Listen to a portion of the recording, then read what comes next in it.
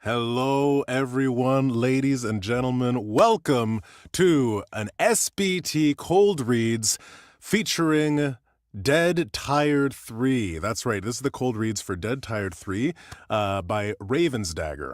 I myself am Justin Thomas James, and I'm going to be your narrator this morning. I hope you're all having a fantastic day. How about that intro? I know a few of you popped in a little bit like in the middle of it, so maybe you didn't see the whole thing. Don't worry, I'm going to play it before I jump into narration again. That was put together by the absolutely incredibly talented Wind Light, who you can find on Instagram and X, WNDLIGHT. And I don't think I put him in the description, but let me see. I'll find it for you, and I'll put it in the description. I really should have like a notepad here that when ideas pop up, I can just write them down quickly. I guess I'm in front of a computer. I could just leave a note, but then I gotta type and all that stuff. And I don't want to distract myself. I have one singular purpose, and that is to narrate Dead Tired 3. Yes, very exciting. If you have listened to books 1 and 2, or if you've read them or followed on Royal Road, definitely let me know in the comments. I'd love to know, who the fans are and who are people just experiencing this for the first time. It is a very fun series. I absolutely adore it. The characters are fun, unique, and in my opinion, hilarious. There are so many puns in Dead Tired that it makes me feel like narrating it, I'm learning, right? One day I'm going to be a father, and so it's important that I'm able to say puns and think of them quickly. But I'm actually terrible when it comes to live streaming. In the moment, it's really hard to force a pun.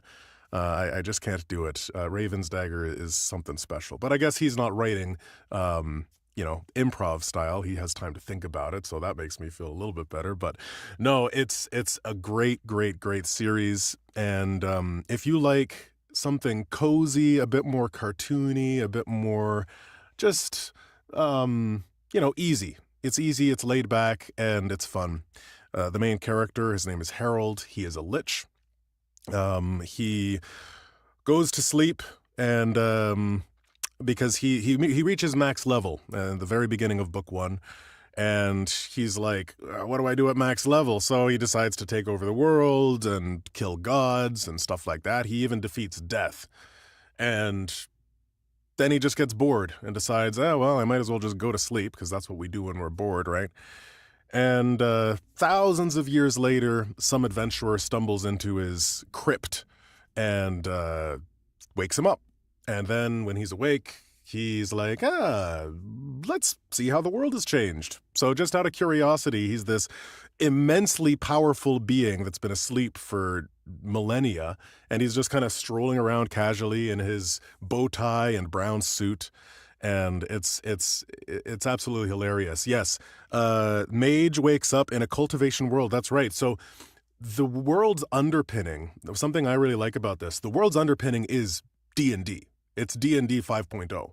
And it's not, Raven doesn't hit you over the head with it, but if you know D&D, you're going to see clues, whether it's a spell that's named the same as in D&D, or it's like the way they're leveling up. Like there's a character who's a warlock and she's like, practicing and leveling up. And they don't say, oh, she leveled up.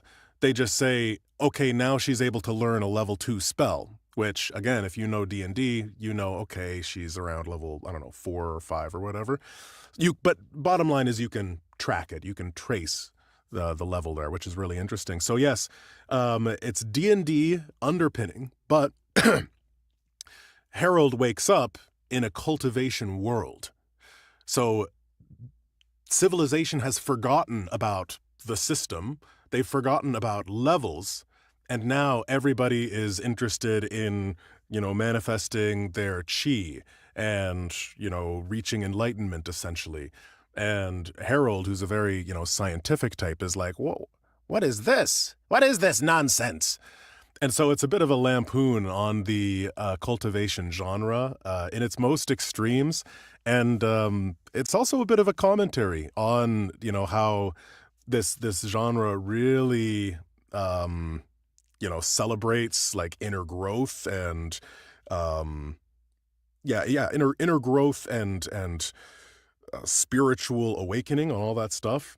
But that there's a selfish side to that leads to arrogance, and at the worst extremes. I'm not saying all books, in cultivation do that, but this one just kind of lampoons that extreme. So it's a lot of fun. False Positron says, loved the first 2 books and can't wait for the third. Rallo is seeming interested. Rallo, if you decide to check it out, please let me know. Reach out to me. You can find me on Facebook. I've got a Justin Thomas James, I think, Productions Facebook page, so you can find me there. You can also find me, I'm very active in the Soundbooth Theater Live Facebook group. And then you can also just, leave a comment here or whatever, and, maybe I'll see it. But yeah. Rallo says, turns out I bought the first one during the last Audible sale and will have to move it up on the to listen to list. Hey, there you go. You picked it up. Audible gotcha. That's how they get you. I'm just going to turn up my gain a little bit, or my headphones, so I can hear myself a touch better.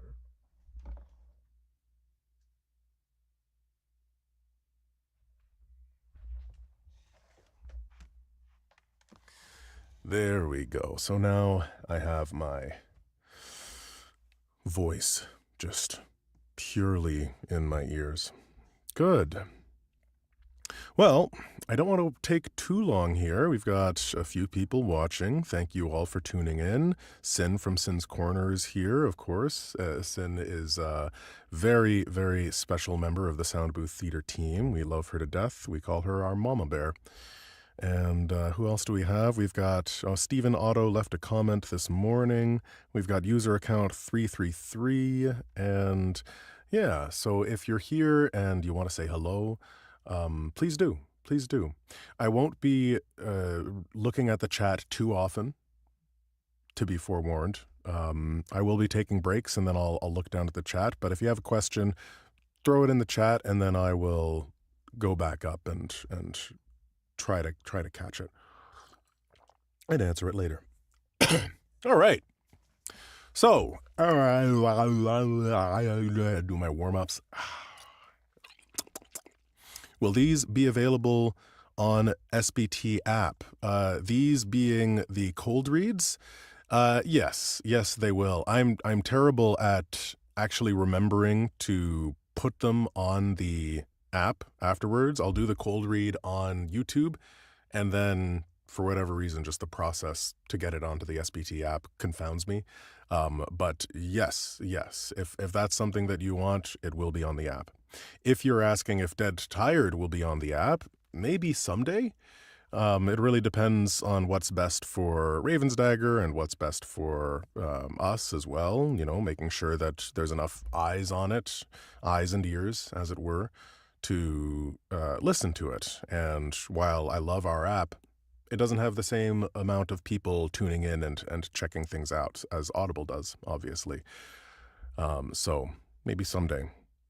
Sin says she'll just be listening in while you work on credits until I have to break away for blood marks. Awesome. All right. Well, thank you for listening in, Sin. All right. Let's do this. I'm going to get the set up and make sure that I have everything in order. But while I do, I'm going to play that intro one last time just so that you guys have a chance to see it. And when I get through to the other side, I'm just going to jump right in. So, yeah, thank you all for tuning in. And here is that intro sequence, again, done by the very, very talented, or animated by the very, very talented Windlight, Wndlight.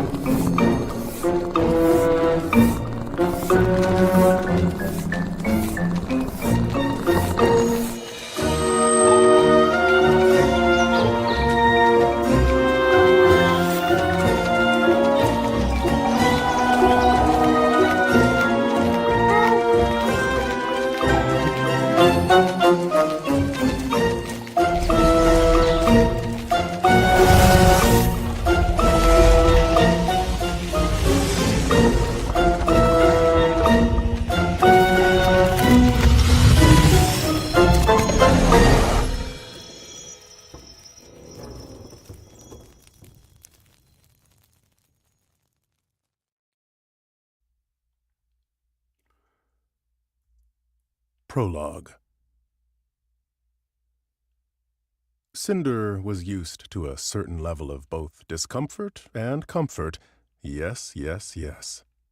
She was currently the young mistress of her sect, and that had afforded her some luxuries that the average citizen of the Flaming Steppes could only dream of. It also meant that she had ruined herself in the name of progress and in the endless pursuit of power. She was raised to expect pain and suffering and torment in order to become just a little bit stronger. She wasn't sure where her current predicament fit. She was sitting on a plush seat. Boop-boo-ba-doo.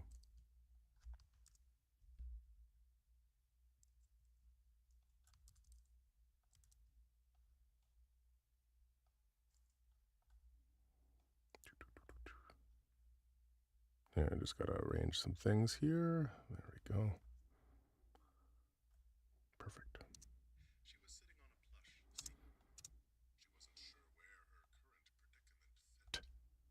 She was sitting on a.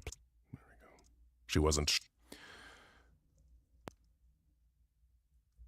wasn't sure where her current predicament fit. She was sitting on a plush seat, fluffed cushions squeezed beneath her derriere, and her feet rested comfortably upon a little stool that was adjusted to just the right height for her. There was a small tray just at hand's length. There was a small tray just at hand's length with little snacks. At the moment, these were crackers with a selection of cheeses and meats and a few decadent sauces, and there was a large fluted glass with some sort of bubbly water to her side. It oozed with magical strength, and she suspected that some cultivators would murder for a sip of it. This was, without any doubt, the most comfortable she had ever been in her entire life. She was also sitting across from the person that some people would call the god of death, or the death of gods, depending on how liberal one wanted to be with ancient translations. He was sitting, one bony plaid-clad femur across the other, with his skull resting against his. He was sitting, one bony plaid-clad femur across the other, with his skull resting against a closed fist, while a book hovered before him. The book's spine was clearly made from the spine of some small creature. There was a skull on the cover that routinely cried black tears, and whenever a page was turned, the book sobbed. She had read the title when Harold pulled the large book from the small pockets of his tweed jacket. Courting Death, Married Life for the Courting Death. Courting Death, Married Life for the Recently Deceased. The book's pitiful cries were the only sound in the carriage. She wasn't even sure if the world outside existed anymore. It was so quiet. She hadn't touched her drinks or the snacks, just in case it made any noise which might distract the undead sitting across. She hadn't touched her drinks or the snacks, just in case it made any noise which might distract the undead sitting. She hadn't touched her drink or her snacks. She hadn't touched her drink or her snacks, just in case it made any noise which might distract the undead sitting across from her. This made the situation altogether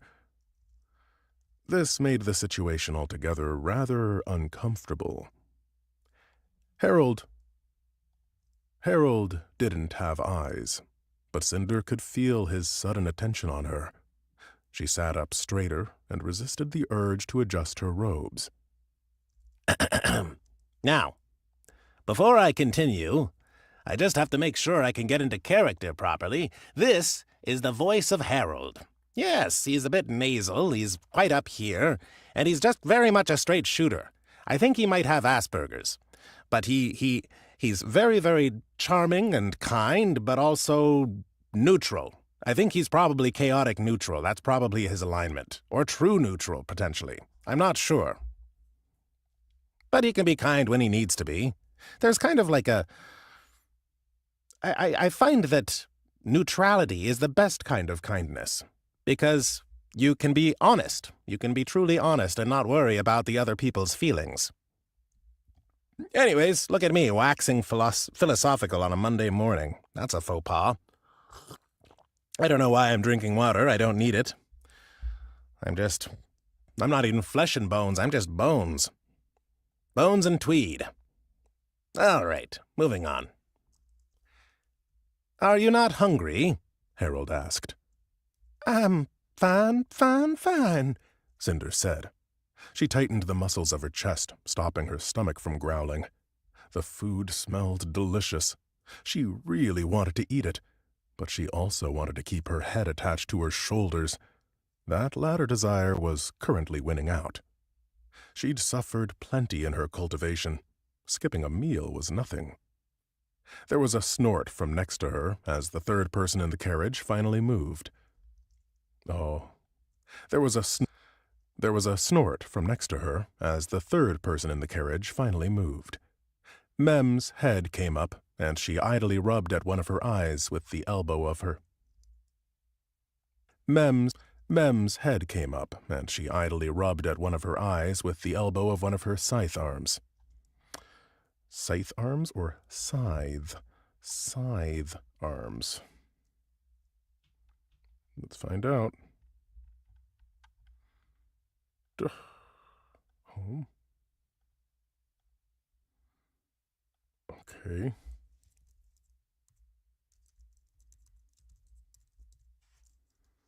Oops. No! Don't do that. Okay, scythe. Scythe. There we go. Scythe arms. Mem's head came up, and she idly rubbed at one of her eyes with... Mem's head came up, and she idly rubbed at one of her eyes with the elbow of one of her scythe arms. Which one's Annie? Annie is... There we go. What's happening? She asked.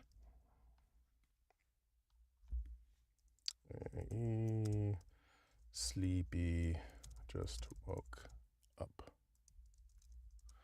A little direction for Annie. Happening.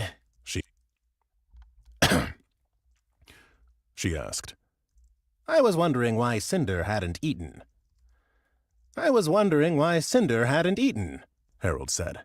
Are you hungry? Are you hungry?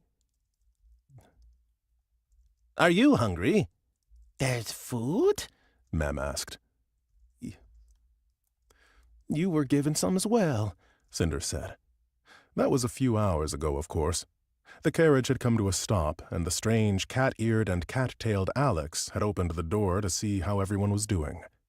Mem looked around and discovered the plate next to her seat. Oh, Mem doesn't remember eating this. Mem must have been asleep. You can sleep while eating? You can eat while sleeping? Cinder asked. Excuse me. Cinder asked. Mem made a gesture with her arms, raising and then lowering them. Cinder supposed it was the closest a mantis could get to shrugging. Sometimes Mem's food isn't there when Mem wakes up, but Mem has never eaten anything nice while sleeping. You don't have to worry. Cinder wasn't worrying about that before, but now she was. The mantis people were a scourge. Mem, or perhaps her siblings, had been terrorizing the Ashen Forest since long before Cinder was born. Her great-great-grandfather, the originator of the Ashen Forest sect, had written extensively about the founding of the sect. It came to exist where it was explicitly because of the predations of Mem's goddess mother. The Mantis Queen had a taste for cultivators, young, powerful men in particular. The Ashen Forest, as one of the least hospitable places on the continent that was still within the Flaming Steppes, was the perfect place for their sect to settle. Her entire family history was filled with members dying to the poisonous plants in the region, to the impossibly cruel weather, and to the wild, untamed magics that made the forest a supernatural threat. But those deaths were probably fewer than those who would have died eaten. But those deaths were probably fewer than those who would have died eaten by the Mantis Queen. Or so they hoped. Now, she suspected that even if the Queen was removed, the Ashen Forest sect would remain where it was. They had made the forest their home, tied it into their culture and cultivation. She loved her sect dearly, but she would be the first to admit that they were perhaps a little set in their ways. Cinder picked up the tray with the little snacks. It seemed as if Harold didn't mind there being noise in his carriage while he read. She still wasn't sure what to think of him, but he seemed overall rather nice. It was terrifying. "Do you want to share?" she asked Mem. The mantis perked up. Yes, please.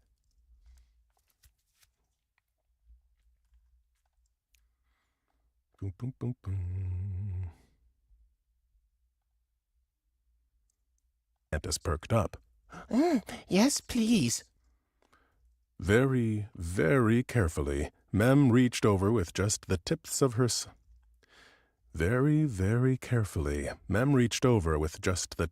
scythes and pinched a cracker before removing it from the plate. It swiftly found its way into her mandibles, and its crumbs joined as a dusting. It swiftly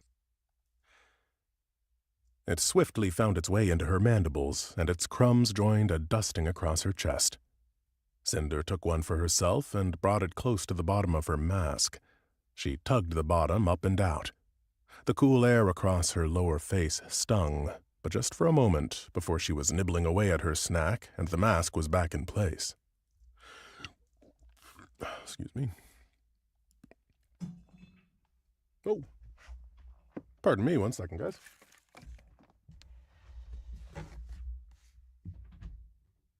Everything okay?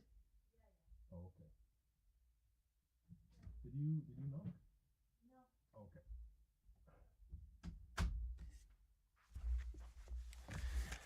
There's noises outside.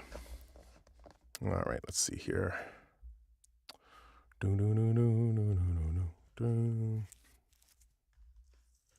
And the mask was back in place. It was, as she suspected, delicious. Surprisingly, however, there was a distinct lack of magical potency. It was merely a well-made, entirely mundane meal. "Would you mind if I inquire about Alex?" she asked. Harold turned his head towards her. There were no eyes to see in his skull, though the faint magical orbs within swirled her way. "I don't mind, though I imagine Alex knows more about Alex than I do." Of course, Cinder said.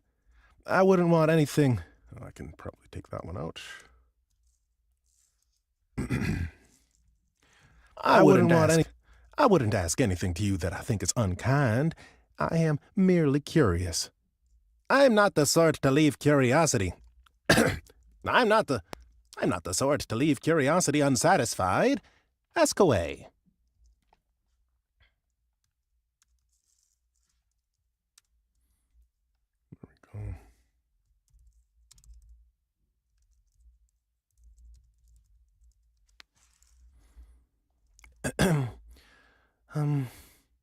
The food is quite good," she said with a gesture to the plate. Mem was muttering something which summoned a small, ethereal hand. It glided over and plucked a canapé away. Canapé. Canapé? Canapé. Oh, Sin's gonna laugh at that one. All right, let me see. I think it's canapé.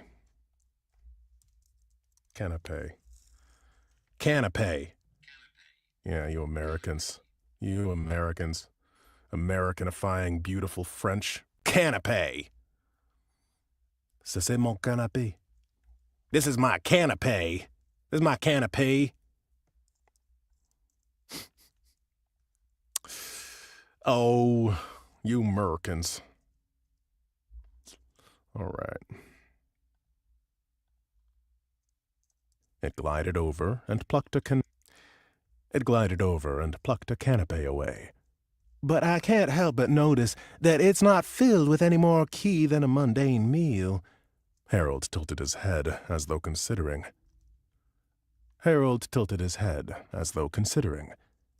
"Do your meals usually have key in them?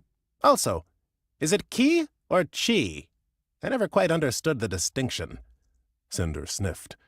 "Those to the south call it chi, but they're obviously just wrong. In any case, yes. Rare ingredients will be potent with life-giving energies. These can help you heal, to grow stronger, or just help you refine your cultivation." Shoot.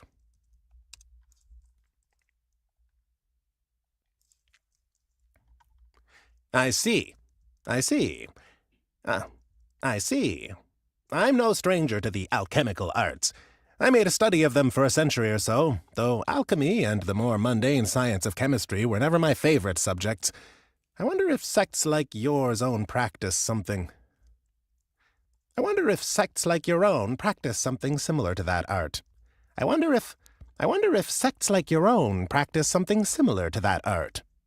I think so. I have studied the art of making poisons, as I have many in the Ashen Forest.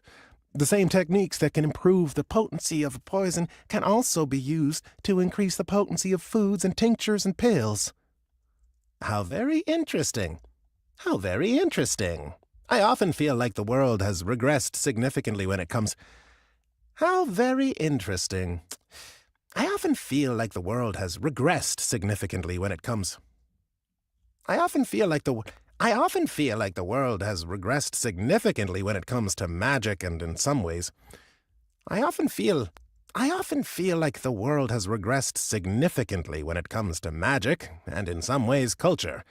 It would be nice to see at least one field where significant improvements have been made. Cinder bobbed her head in a slow bow. She would make note of that. The sect had a vested interest in impressing this undead man. Or they would, once she explained things to them, which she was very much not looking forward to. "I'll be certain to show you around once we arrive."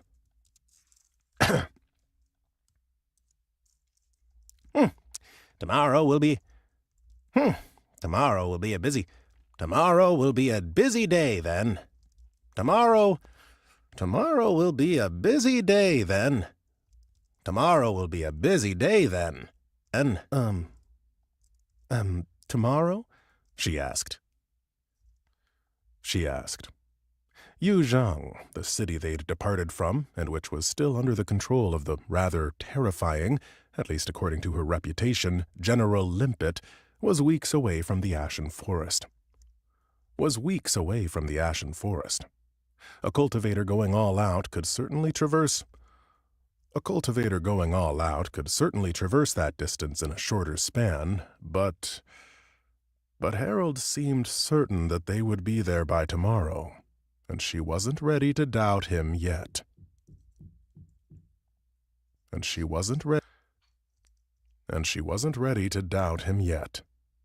At least, she wouldn't have to stew in her worries for long.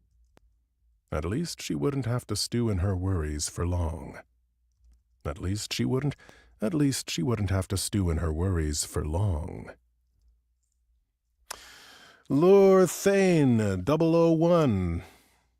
Just stopped in for the thumbs up and to say hi and offer support. Hey, was waiting for Dead Tired 3, though I accidentally tortured myself with DCC's last cold reads.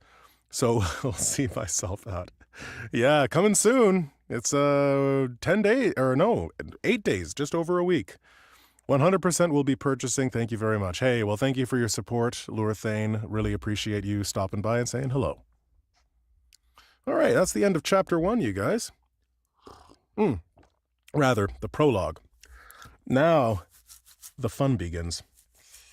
I get to be Harold. All right, here we go. Chapter 1. Welcome to Chitchatting City. I had come to the Flaming Steps for 2 reasons. The first, because it was the location of the nearest of my plundered phylacteries, and second, because the location interested me. It was rumored to be a space where nature itself had turned fully against the civilized, and where great monsters, both living and unliving, roamed. So far, I had found the claims that this region was impossible to civilize exaggerated, and despite being within the steppes for some time, I had yet to reclaim my lost phylactery. I wasn't disappointed. What was a month worth to someone who had lived for eons? Actually, no, that was foolish.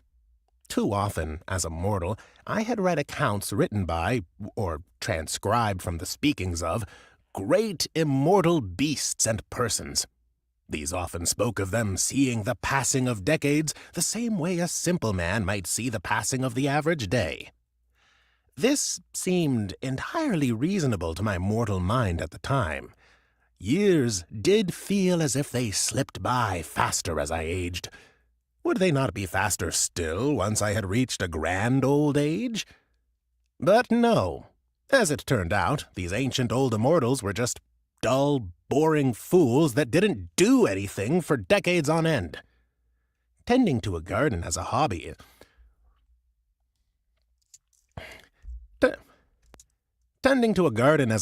is a perfectly valid and even productive way to spend one's time.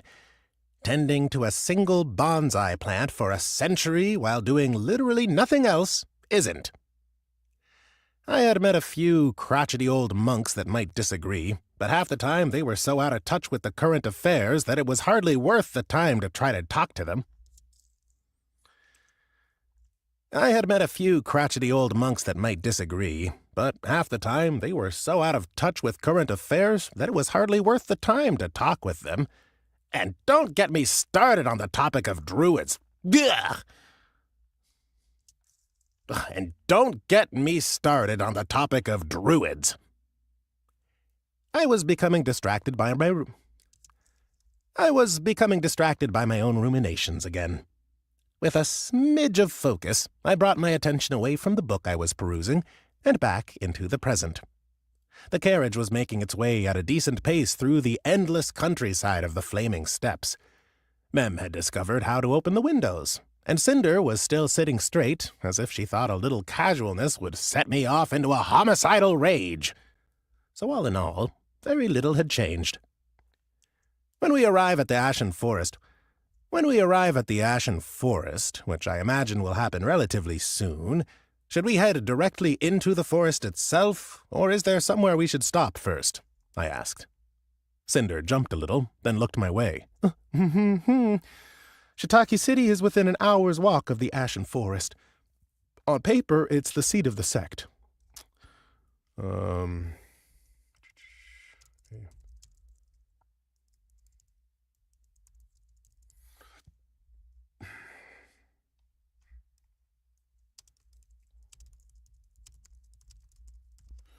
All right, and make one here as well. I'm just making notes.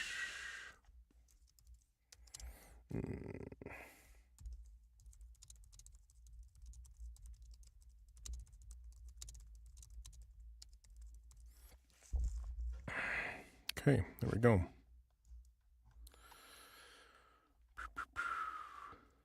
I asked. Cinder jumped a little, then looked my way.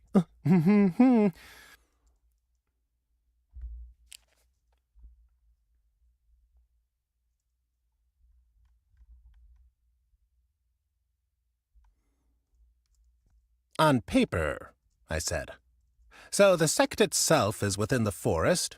She nodded. Near an area called the Untraveled Cove. There's a large basin at the bottom of the mountains to the west of the Flaming Steps, where water flows down from these pools and into a great lake. The sect is near that lake, though not exactly on its shores. That would make us far too obvious. I see. Chitchatting City will be our first stop, then. Is there readily available transportation from the city to the sect? Cinder shook her head. No. That would be eminently unwise. The sect's exact location is known to some on the outside, but we've always kept the number of people who know to a minimum. It's safer that way. Safety and obscurity is entirely valid, though I've always disliked it on a fundamental level, I said. Information is to be shared. Information is to be shared. Most of all with me. Cinder nodded slowly at that. I think once the sect elders learn of your arrival, they might not mind it if you show up and learn what you can about the Ashen Forest. No offense, but most of our most specialized skills would be less than useful for you. Before I could question her on that, I noticed that we were slowing down. The world outside the carriage's window went from a rapid blur to moving no faster than if I were walking. Mem thinks we're here, Mem said as she leaned closer to the side. Mem's been here before. In Chitchatting City? In Chitchatting City? I asked. Mem bobbed her head. This is the closest city where Mom lives. When she sends us out to get stuff, it's usually from here. Sometimes it's 7 Hills. 7 Hills was a little more familiar. We had crossed through that little city on the way east. It wasn't terribly impressive. The carriage rolled to a stop, and I noticed that there were carriage carts and pedestrians heading the other way. We were clearly close enough to the city that we were starting to run into traffic. We were clearly close enough to the other city that we were starting to run into traffic. The door on Cinder's side swung open, and I found Alex standing on the ground next to the carriage, the floor reaching up to his chest on account of the height difference. "Hello, Daddy," he said. "Yes?"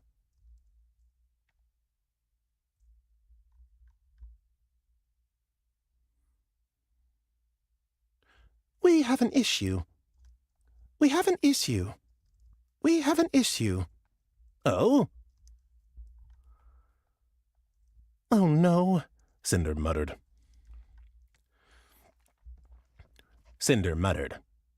I climbed out of the carriage. It was nice to move after so long sitting in one space, though I hardly had muscles to ache.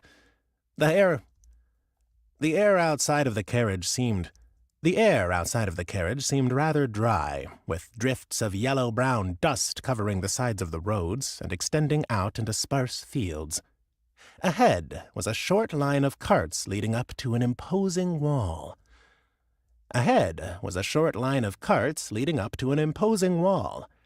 Chitchatting City rose out of the ground.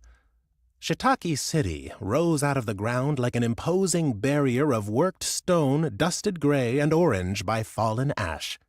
The only things poking out above the walls were a series of rounded roofs made of carefully overlapping clay tiles. So far, nothing too extraordinary. The issue that Alex had seemed to come from a large sign mounted next to the entrance gate.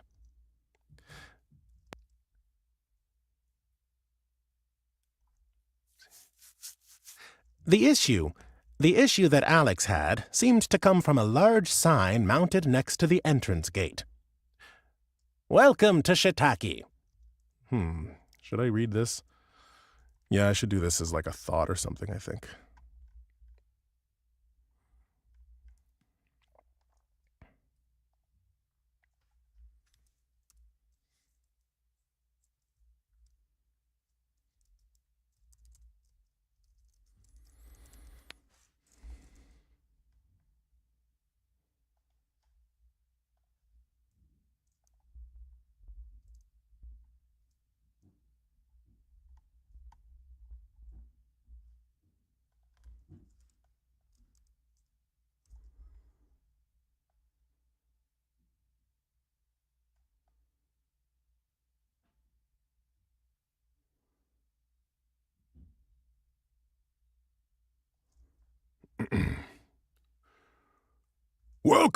Welcome to Chitchatting, city of mold and ash. Everyone, welcome. A smaller sign was planted on the ground next to the road. Except foreigners, the undead, people with lisps, philosophers, mathematicians, werewolves, non-imperial dragons, fake jade salesmen.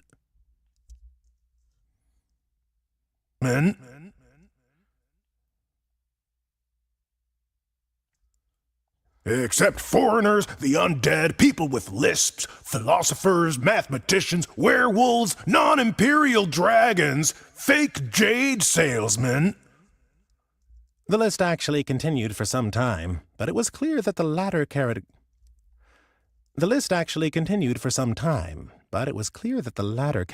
had been added by another brush, and in smaller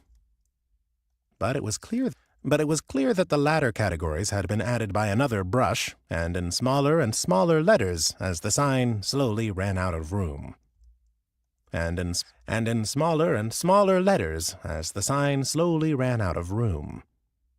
Miss Cinder, do you think that will be an issue?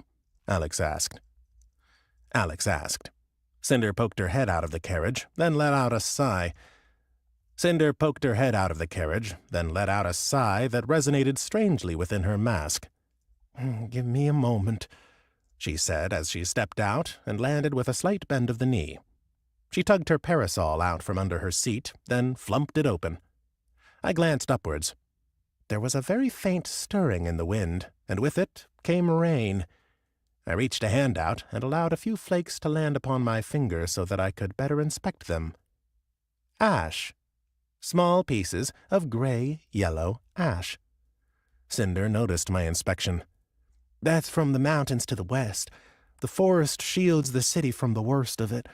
I would warn you not to eat any, but I'm afraid I don't have the stomach for it, I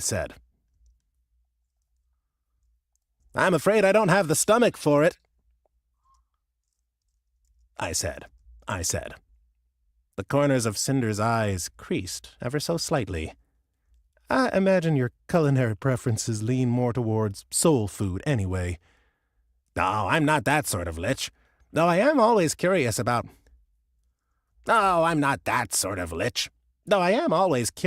how a city feeds itself. I didn't notice very many farms on the way in.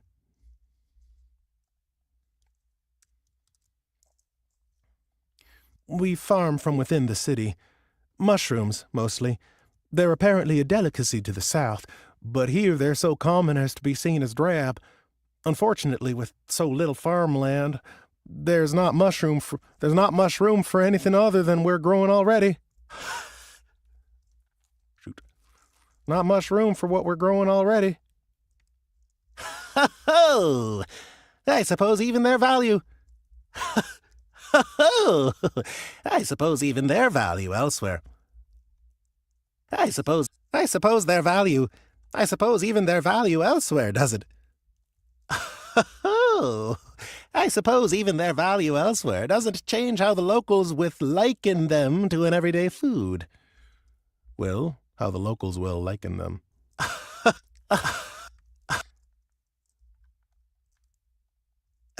Oh, I suppose even their value elsewhere doesn't change how the locals will liken them to an everyday food. Cinder's shoulders shook. I'm going to clear things with the city guard. I do have some amount of pull here, so you shouldn't have to worry.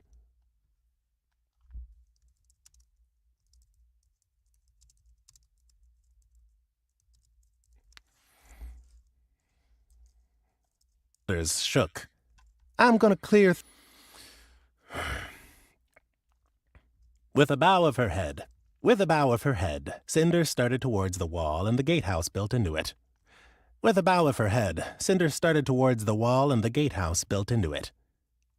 I don't like this place, Rem said. I glanced up. The mantis was sitting awkwardly atop the carriage, the reins leading to the horses tied around her scythes with little bows. You don't? I asked. Rem hissed. Yeah, I could probably remove those.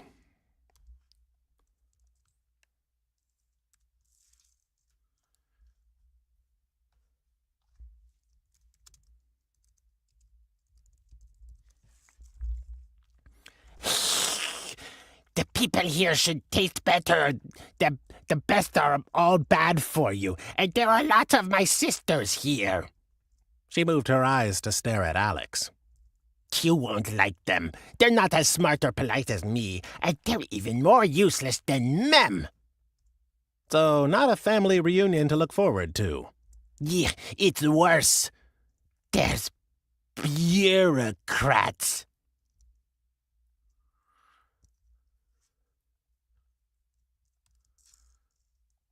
Well, that was an ill omen if I ever heard one. Though I hadn't yet discovered a form I couldn't tackle. Immortality.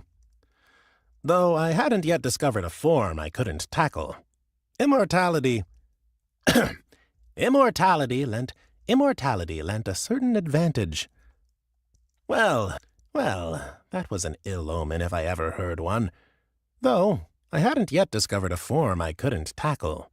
Immortality lent a certain advantage when it came to challenging paperwork.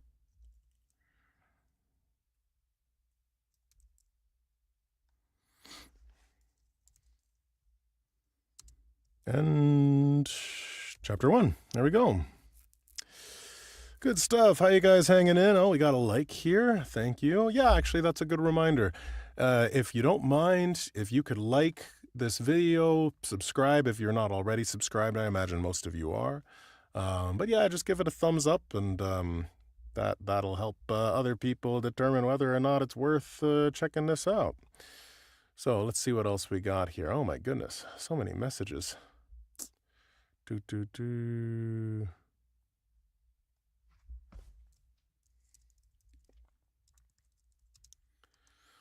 All right, just check in on teams here.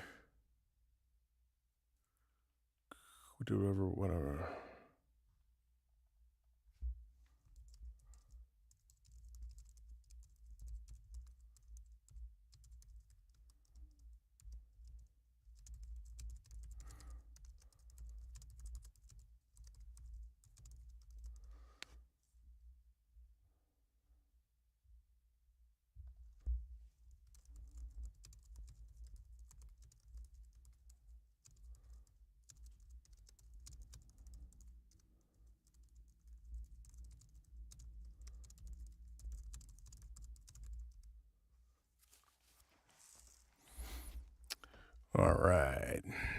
let's keep it going.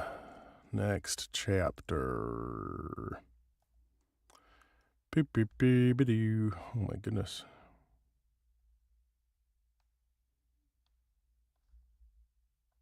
I think each chapter in this book is going to be around 10 minutes long.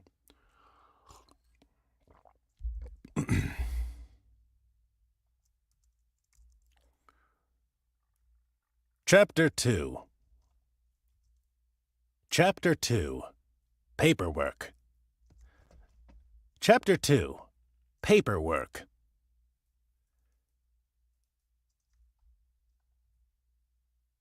I was all for giving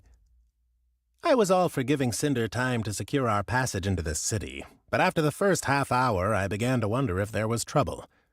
After an hour, my concern grew into full-fledged worry. Mem wonders if Cinder is okay, Mem said as she dangled halfway out of the carriage window.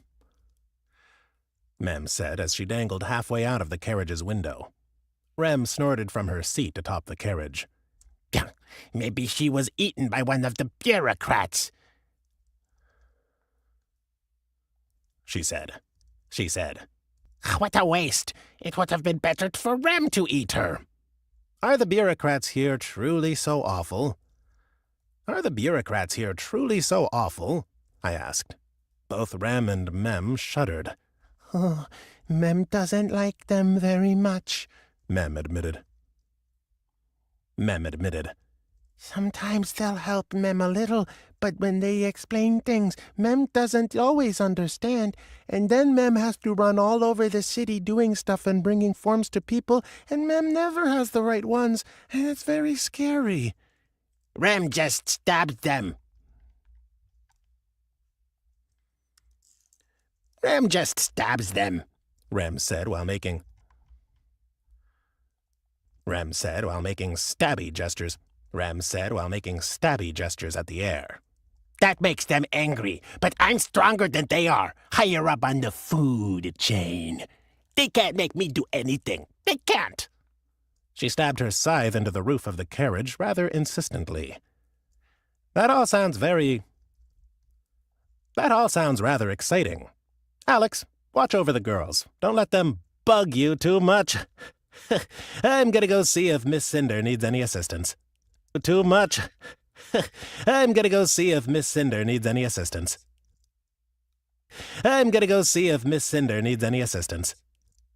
Bug you too much. Alex, watch over the girls. Don't let them bug you too much. I'm gonna go see if Miss Cinder needs any assistance. Alex curtsied. Yes, Father Big Bones. I paused. That's a new one. Alex nodded, a smile forming as he did. I'm trying new names for the Bone Daddy, since sometimes you don't seem to like that one. Well, keep at it, I said.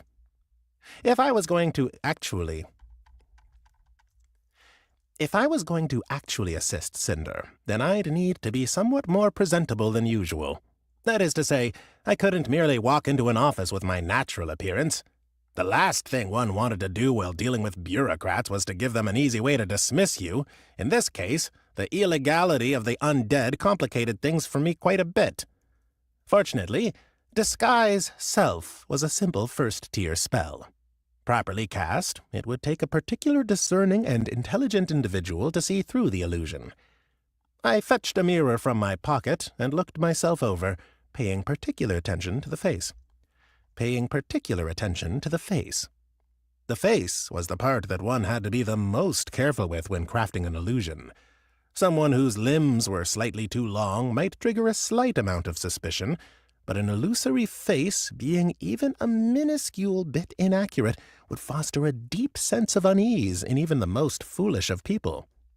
At the moment, I looked like a kindly older gentleman, someone who was perhaps a very healthy 70-year-old human, or a prematurely aged but recovering 50. A few artful wrinkles suggested a life with many smiles, and sharp eyes hinted at something like intelligence. I tugged on the lapels of my jacket. Tweed, of course. and then started walking my way over to the front of the line of carriages. And then started walking my way over to the front of the line of carriages while tucking my mirror away. I noticed as I walked over that the people in line seemed entirely ready.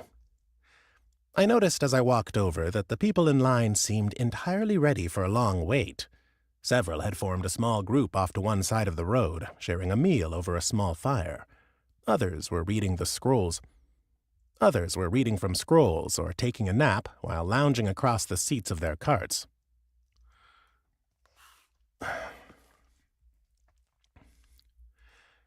These were people who expected to wait for some time. Either Shiitake City was a place that catered to layabouts, or this kind of pace was business as usual. That was interesting, actually. The purpose of a good bureaucracy was to streamline processes, to establish order and make a society function efficiently. But it seemed the bureaucracy here had the opposite effect, creating a bottleneck that led to idle hands and idle minds.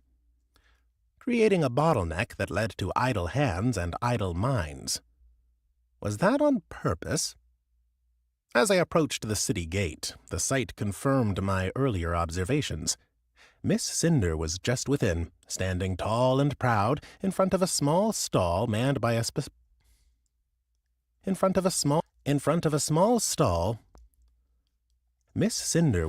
Miss Cinder was just within, standing tall and proud in front of a small stall manned by a bespectacled. Miss Cinder was just within, standing tall and proud in front of a small stall manned by a bespectacled. "Hello, Kensong." Miss Cinder was just within, standing tall and proud in front of a small stall manned by a bespectacled gentleman who was very carefully looking over a long sheet of paper. She seemed entirely calm on the surface, but her parasol was spinning quite rapidly, and I could sense the slow, roiling frustration wafting off of her as I approached. "Ah, Miss Cinder. Seems like we're a bit entangled in red tape, are we?" I announced, walking up to them. Cinder turned toward me, her eyes lighting up for a fraction of a second before she regained her composure. "Ah, Harold, your timing is impeccable. This gentleman here is scrutinizing every letter of my documents as if they were sacred texts of some ancient prophecy."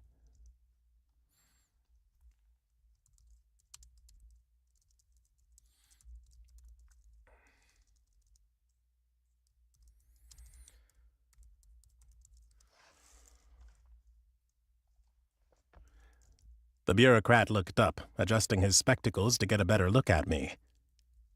And who might you be? And who might you be? And who might you be? "A friend." "A friend, I said, adding a slight bow for good measure. "Harold, at your service. I was just wondering if perhaps I could assist in streamlining this process. A watchful eye and a second opinion often aid in such matters." He looked me over cautiously, but then shrugged. "And who might you be?" Very well. There are no regulations against a citizen in good standing receiving assistance with their paperwork as long as there are no outward signs of coercion. But know that any irregularities will be met with the utmost scrutiny. But know that any irregularities will be met with the utmost scrutiny. "Understood," I said. "Now, what seems to be the issue?" "I needed to prove that I'm a citizen, which I have, with some irregularities. With some irregularities, the man behind the counter said. Cinder's eyes narrowed. Yes, with some irregularities. My papers are all fine, however. Yes,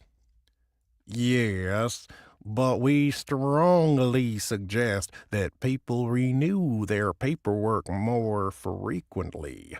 If your papers are within a year of their expiry date, if your papers are within a year of their expiry date, they can be refused.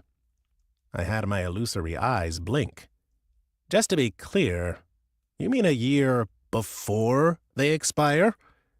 Yes, the man said. You wouldn't eat something just moments before it has gone bad, would you? There's no sense waiting until the last moment to renew your papers. But unlike perishable goods, documents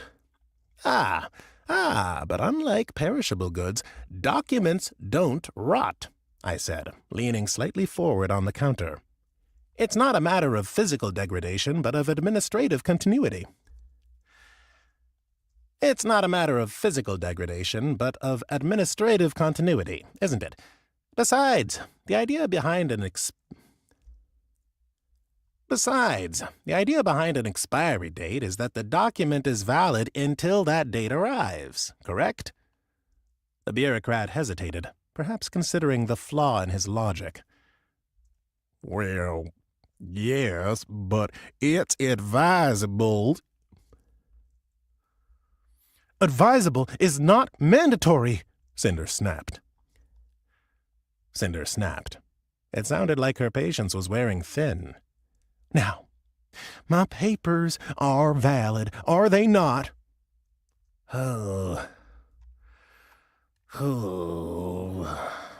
Technically, yes. We covered that already.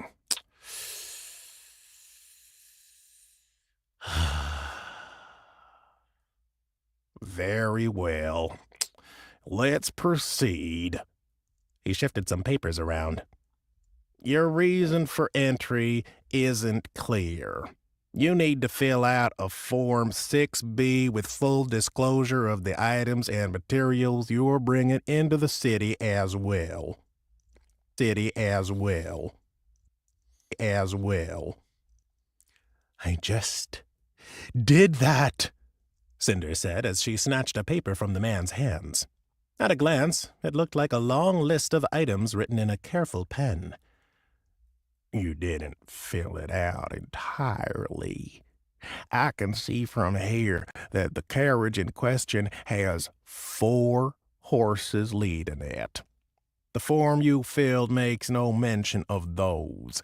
I'd suggest you fill it out entirely, or else you might be pulled aside for an inspection, which might lead to some fines. I raised my illusory brow as I took this all in. This seems like a rather slow process for allowing people into the city. I thought your sect had some power in this region, Miss Cinder.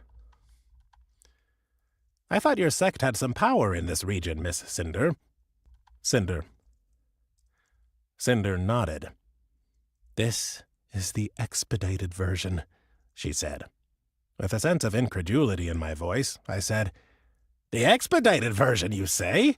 Oh, fascinating. Well, perhaps I should offer a philosophical perspective on the nature of bureaucracy. Both Cinder and the bureaucrat turned to look at me, clearly intrigued by the change of tone. You see, in the end, the true weight of a bureaucracy isn't determined by how many papers one has to fill out or how meticulous the vetting process is. It's determined by the force that stands behind it, the ability to impose its rules and edicts. The bureaucrat seemed slightly confused, but Cinder nodded, clearly understanding where I was going with this. To put it more plainly, I said, leaning in closer and lowering my voice, at the end of the day, the only bureaucracy that truly matters The only bureaucracy that truly matters is the one with sufficient firepower to demand that you take part in it. The only bureaucracy that truly matters is the one with sufficient firepower to demand that you... Is the one with sufficient firepower to demand that you take part in it. Was that a threat, sir? The bespectacled man asked. No, but this is Phantasmal Paperwork Killer.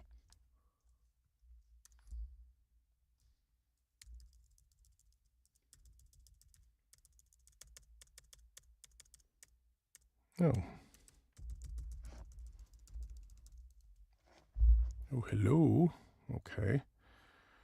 Spell.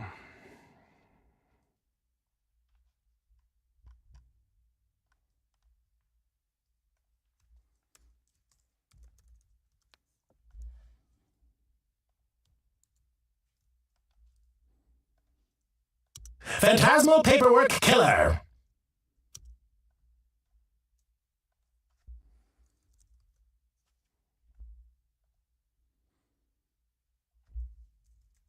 Phantasmal Paperwork Killer. Phantasmal Paperwork Killer.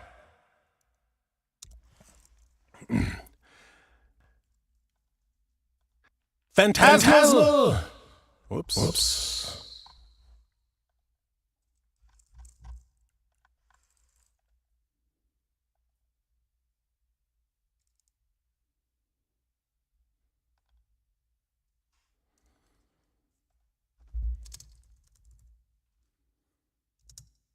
Oh, what's going on here?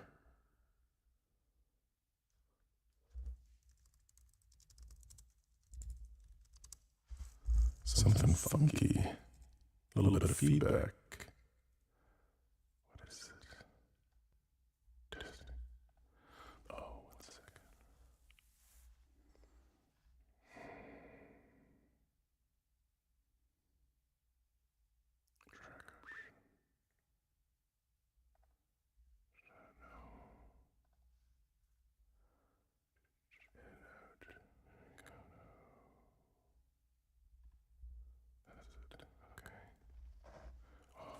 There we go. Okay. All right. Phantasmal. Phantasmal Paperwork Killer. There it is. Let's hear how that sounds. Phantasmal Paperwork Killer. So that'll sound better once we have the spell rack on it, which will sound like this. Phantasmal Paperwork Killer.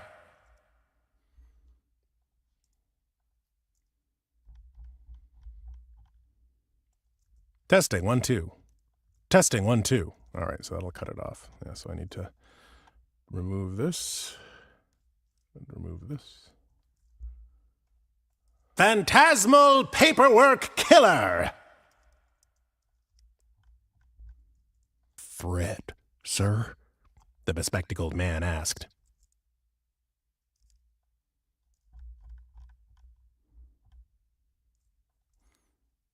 No, but this is. No, but this is. No, but this is. Where are you? There you are. Phantasmal Paperwork Killer. The spell, invisible to most, struck the bureaucrat in the chest, and he gasped. This was an altered version of the rather potent Phantasmal Killer spell. The original tapped into the nightmares of the creature it was cast upon, creating illusions of their greatest fears. This version targeted the deeply embedded anxiety of bureaucrats everywhere, making the man suddenly feel as if he was overwhelmed by an insurmountable pile of paperwork, each sheet filled with confusing clauses, contradictory instructions, and incomprehensible legalese for which he wasn't trained.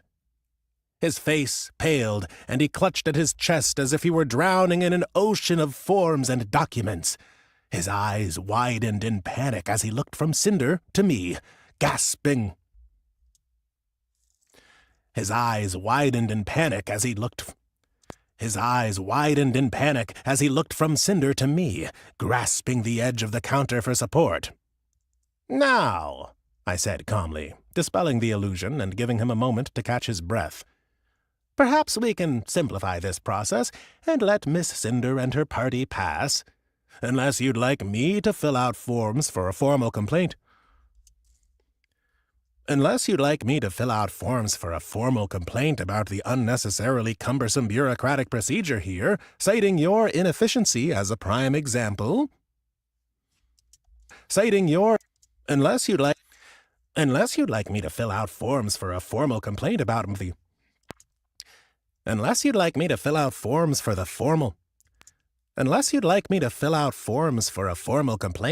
the unnecessarily cumbersome bureaucratic procedure here, citing your inefficiency as a prime example. Citing your inefficiency as a prime example. Here, citing your inefficiency as a prime example. Citing your inefficiency as a prime example. There we go. That's the end of chapter 2, I think. Yep.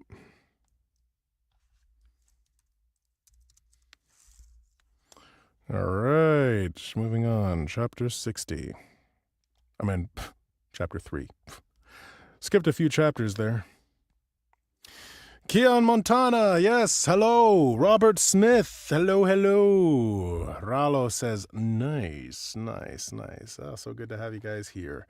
As always, more dead tired.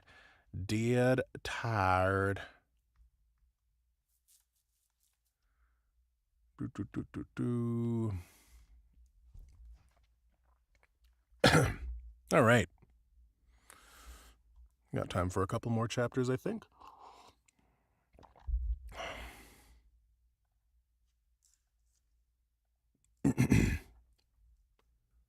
Chapter 3. Ashfall.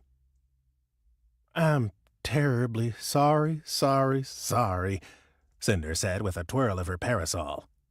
I dismissed the apology with a wave of my now not-so-bony hand. "Oh, nonsense. It wasn't your fault, and I hardly had a problem with dealing with this. It was rather cathartic, in fact.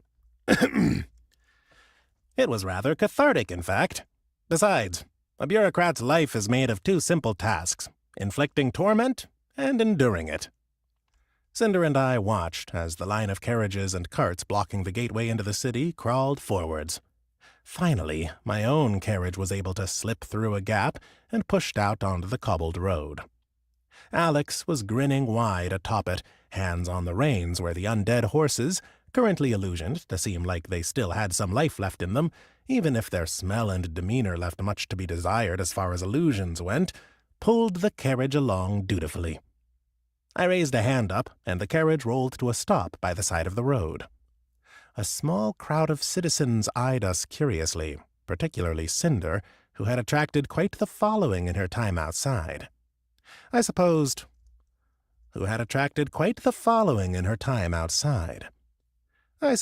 she would be recognizable, even outside of her sect. She was the inheritor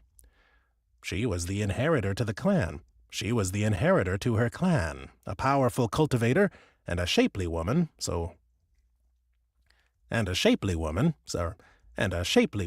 or so her robes hinted at. "You're quite the celebrity here, it seems," I said as I looked about. The interior of Shiitake City was rather constrictive. Homes were built in close proximity to each other. Oops. I'll have to...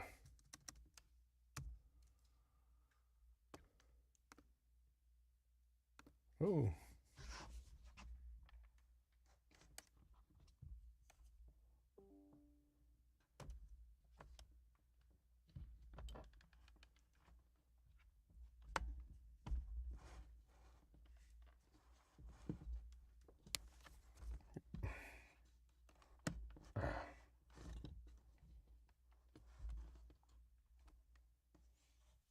Gotta turn off Discord here.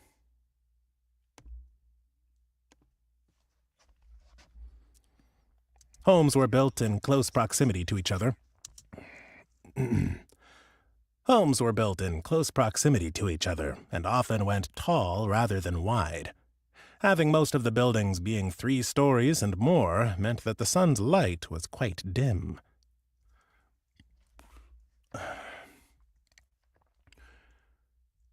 The space just beyond the gateway into the city was a little more spacious, with enough room for carts and carriages to turn around and for sickly beaks to hang out and stare. For sticky beaks to hang out and stare. I've never heard that. What is a sticky beak? The people of Chitchatting were an interesting bunch. Masks seemed to be in fashion at the moment, often with floral patterns and dyed bright colors. It made for an interesting splash of brightness when people otherwise only wore drab browns and... It made for an interesting splash of brightness when people otherwise only wore drab browns and grays and plain undyed clothes. Hats were common as well. These were similar to the sort of flat, conical hat that I'd seen. These were similar to the sort of flat, conical hat that I'd seen some farmers wearing out in their fields, but smaller.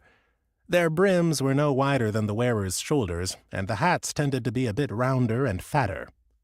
All in all, it gave the impression that these people had large mushroom caps on their heads, and at the moment, there had to be 100 people hanging out alongside the road.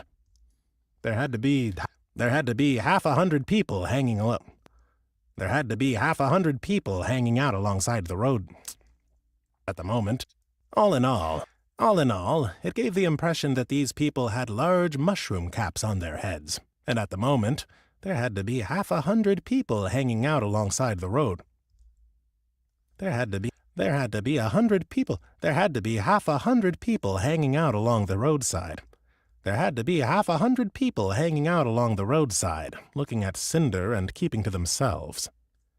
Our sect is popular here, yes, Cinder said. We save the people here from a lot of trouble. The mantises are the biggest threat to those who remain within Chitchatting, but beyond its walls, this area is one of the most dangerous in the Empire. Oh? I asked. I'm presuming it's not merely because of environmental reasons. She shook her head, then shifted her grip on her parasol.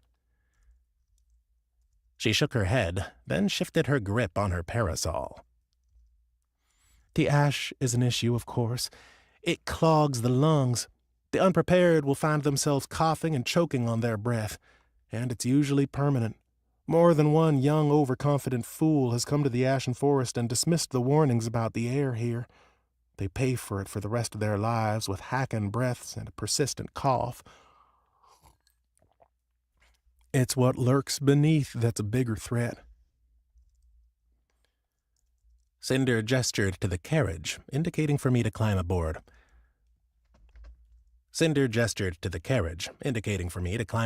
First. I nodded in acknowledgement, then climbed in. I heard Cinder speaking with Alex for a moment, giving my maid some directions through the city. Then she closed her parasol, tapped it on the ground to dislodge. A fine layer of dust, and climbed in herself. You were saying about other threats? I asked. The Ashen Forest is a place of poisons and ash, but there are monsters that thrive in it. The ash is rich in chi. Someone with the right skills can use it to improve their cultivation. Some monsters learn how to do the same and become exceptionally powerful in the process. Like those tasty snails, Mem said. I glanced at the mantis. She seemed oddly enthused about these snails. Care to elaborate? They're snails and they're tasty.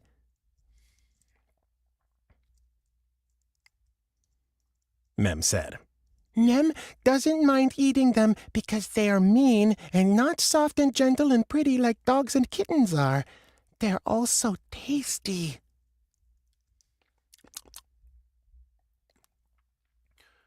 The ash snails are a good example, yes. They grow to the size of a man's head and can lie in ambush for days beneath the ash. Their shells are unbreakable to a non-cultivator, and they are known to eat their prey alive. Does one need to be...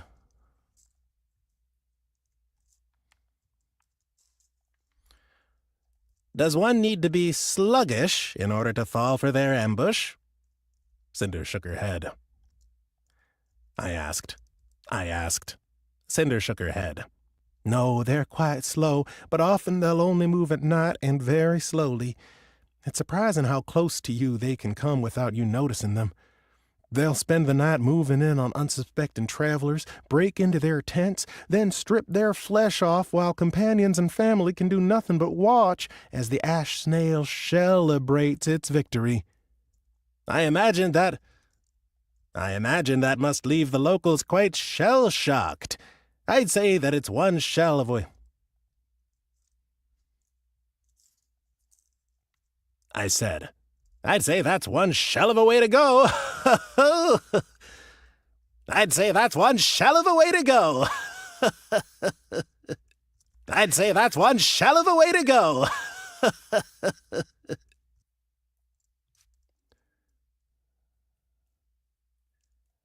Cinder nodded.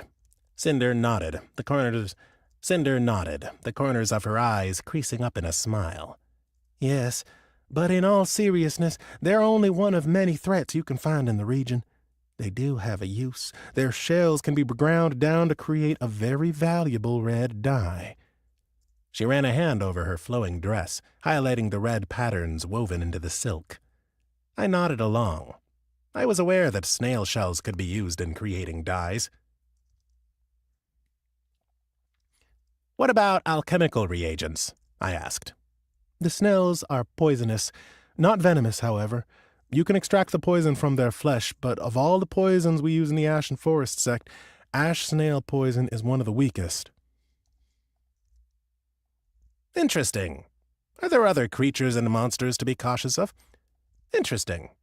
Are there other creatures and monsters to be cautious of? Many, many, many. The gray flamingos are a nuisance more than anything, but their beaks are venomous. There are several species of large lizards that will come down from the west. There are smaller lizards that are native to the area. Vampire iguana are a threat that even a more experienced cultivator will want to avoid.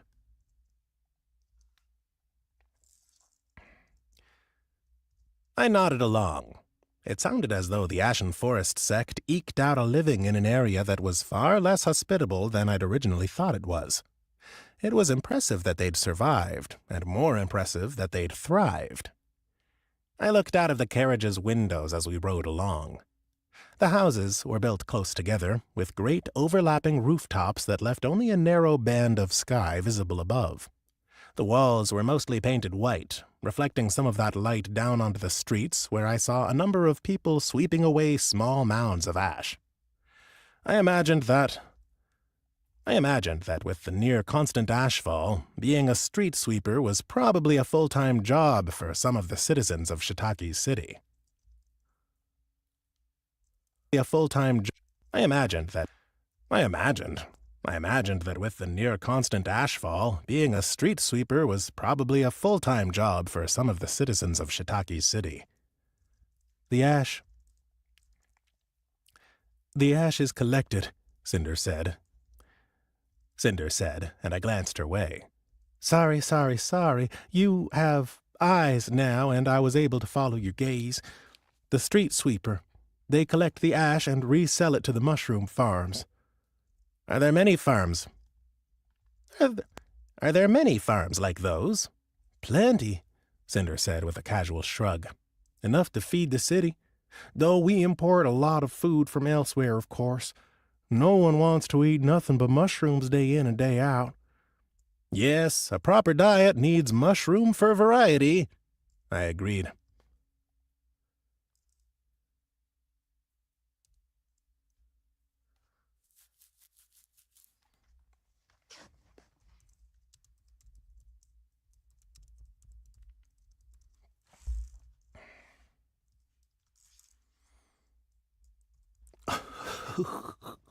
Exactly, yes. We buy a lot of butter. We can't keep cattle here and can only grow plants that enjoy dimly lit places. Mushrooms fit the bill. Some of the farms have dozens of floors, each basically no larger than a crawl space, which with thousands of racks for mushrooms to grow in. The ash is used as a potent fertilizer. The carriage rumbled along the cobbled streets, and I continued to take in our surroundings. Despite the ash and gray slides, the city held a certain vibrancy.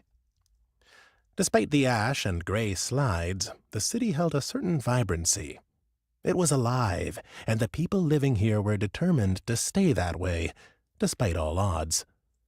Our sect helps the city, and in return, the city helps us. It's a symbiotic relationship, and one which will never last. We're falling, bit by bit. Soon, all of this will be joining the ash. She looked at me. We need your help. There we go. That's the end of chapter 3.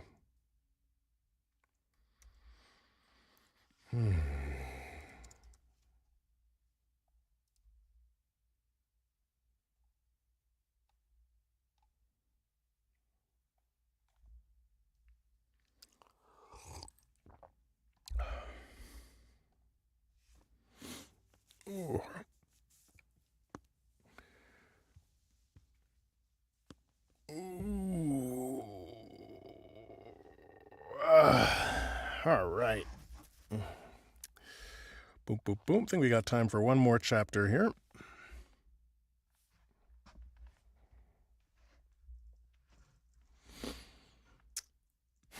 All right, here we go.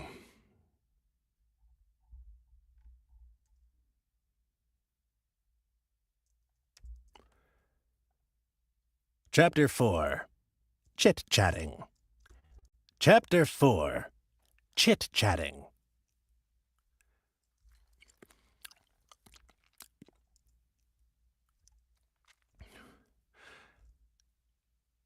Cinder kept her gaze focused on my illusory eyes.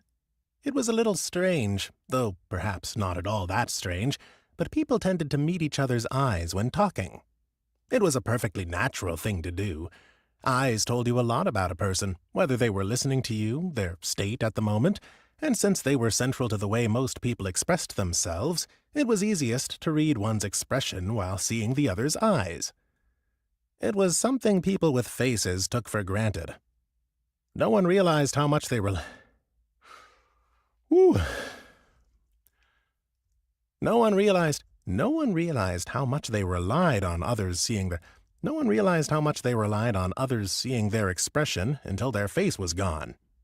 I set my illusioned face into a kindly smile. You know, it's not often that someone asks me for help. Really? You're quite powerful, and you've been powerful since before history was recorded. I brought my hand up, 2 fingers splayed out. You raise 2 questions. I'll put a pin in one of them, but allow me to come back to it later. To answer your more direct question, yes, really. While power may make one the target of those seeking help, it also comes with its share of people who would rather work to take that power away from you. Oh, I suppose that makes sense. Most of the time, when I heard someone asking of...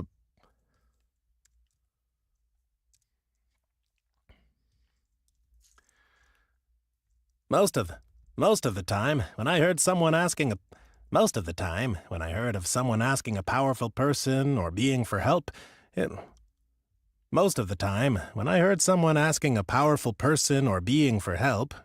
help to get rid of me. Oh, those were the days. Back when I wasn't quite at the height of my power and people still tried to get rid of me. I almost missed that once I went from being considered a threat to being considered something akin to a natural disaster. Most of the time, power and people still tried to help to get rid of me. Oh, those were the days. Back when I was a natural disaster. Cinder blinked. I suppose that would change how you see things. You mentioned 2 questions. Less 2 questions and more 2 lines of discussion. Less 2 questions and more 2 lines of discussion. One was to answer your own question, but this one is more of a self-guided and... One was to answer your own question, but this one is more of a self-indulgence. Go on, Cinder encouraged. She glanced out of the carriage's window. At the city scrolling by. We have another 10 or so minutes until we arrive. You mentioned that I've been powerful since before history was recorded, which I know to be factually... You mentioned that I've been powerful since before history was recorded, which I know to be factually incorrect. I raised a hand, abating Cinder's concern. No, don't worry. It might just be a local thing, or perhaps that's based on the history you're aware of. Could you explain that further? According to our histories, the proper written history started some 10,000 years ago with the onset of the Empire as a great guiding force for humanity in a time of great darkness. Are mostly kept in the Jade Throne, but they're viewable by all. Locally, we have only colonized the Ashen Forest for 100 years. That makes our sect not new or young exactly, but certainly not one of the ancient and venerable sects of the West. Interesting. And these histories mention me? No, not at all. It's the unofficial histories that mention you. I perked up at that. Unofficial histories? I must admit to a certain weakness when it comes to forbidden lore, illegal... Unofficial histories? I must admit to a certain weakness when it comes to forbidden lore, illegal texts, and any writings which have been deemed too dangerous to circulate. Cinder nodded slowly. We don't know how accurate these are, but Chitchatting City wasn't built at random. The location was a ruin once. Much of this is gone. The ruins had carved stones, and when the city was founded, those who built it discovered several basements and underground areas that were excavated. I imagine this wasn't done for purely archaeological reasons.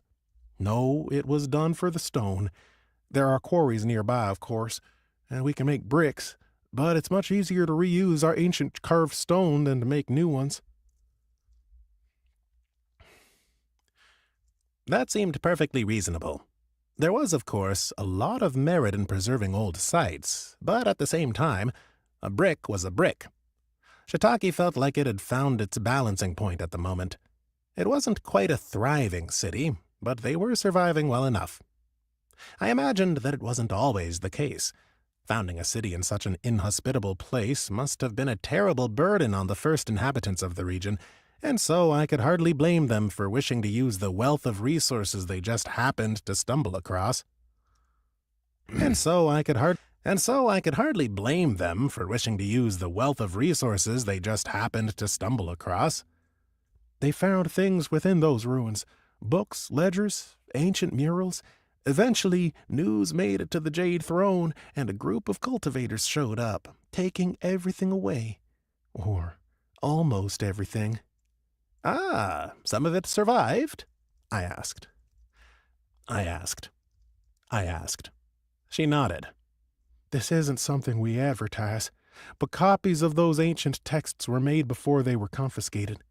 The language was harder to decipher, but for the most part it was the same common tongue, only different. Very different. A few thousand years will do that to a language. A few thousand years will do that to a language. A few thousand years will do that to a language. I suppose. The sect suspected that there might be some hidden knowledge that could be of use, so we secretly hired some scholars.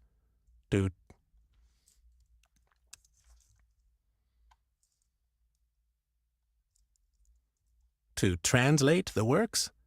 No, to train others in the art of translation, people we trusted. The likelihood that the scholars we hired from the capital were spies was far too high. Took a few decades to have a team of people able to translate, and then we set them to the task. That took even longer. The result, after several long years, was a set of some 30 books and ledgers from the distant past. I can't imagine they held that many secrets. Cinder's brows drew together. Not the ones I'd wished for, I don't think. My grandfather, the then sect leader, was very disappointed in the results. No teachings of cultivation or any secret techniques.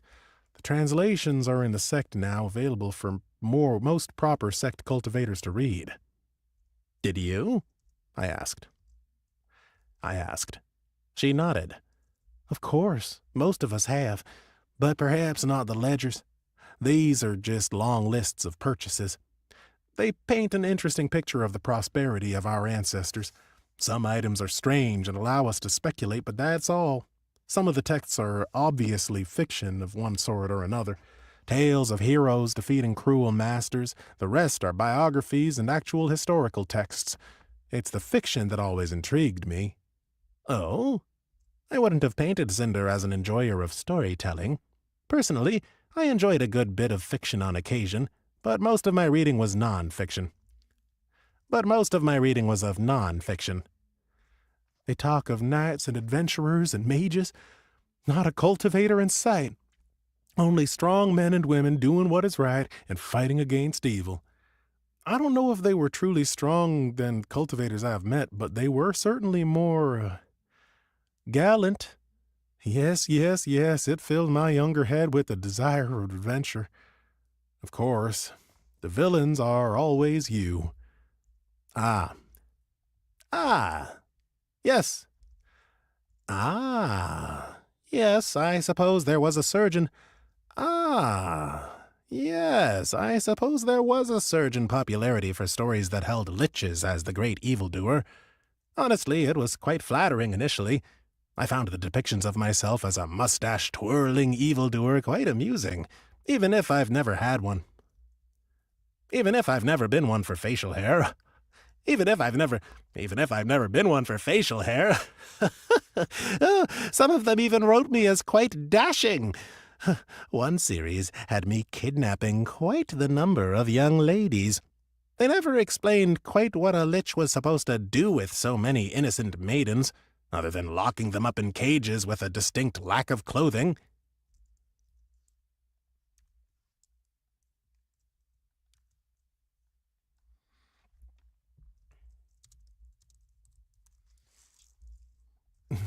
That seems like a strange twist on your character. It is. It is. It is, I agreed, shaking my head. But, excuse me.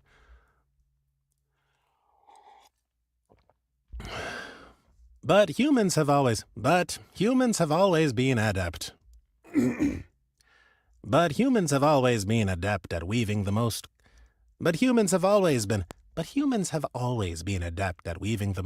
colorful tales. It amused me for a time, and then the stories just became too repetitive. The same trope, over and over. The dark lich and his desire to kidnap the princess. It became more of a satire. You know, I don't think I've ever kidnapped a princess. A few heads of state, certainly, but never specifically a princess. A few heads of state, certainly, but never specifically a princess. You're out of luck. The Emperor only has sons, I think. There are no kings from which princesses can be born right now. Ah, well, that's quite unfortunate. I suppose I'll just have to wait. It's one of the great advantages to immortality. You'll get to experience things. You'll get to experience things eventually if you're just patient enough. The carriage pulled to a stop, and I could hear the gentle bustle of the city around us. Cinder glanced out of the window. Ah, we're here. She shifted, gathering her belongings, and then paused. and then paused to touch Mem in the side. We've arrived. Then paused to touch. She shifted. She shifted. She shifted. She shifted, gathering her belongings, and then paused to touch. She shifted, gathering her belongings, and then paused to touch Mem in the side. We've arrived.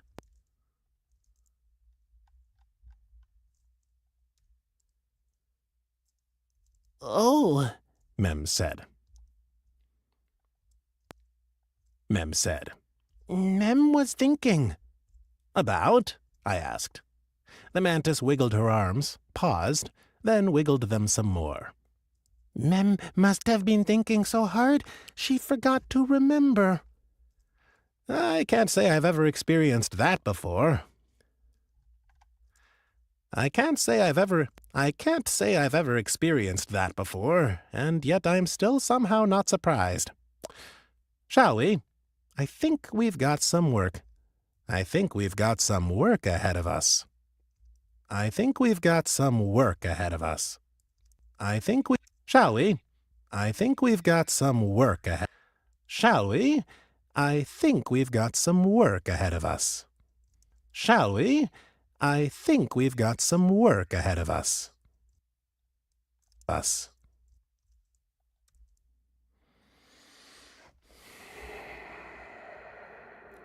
There we go.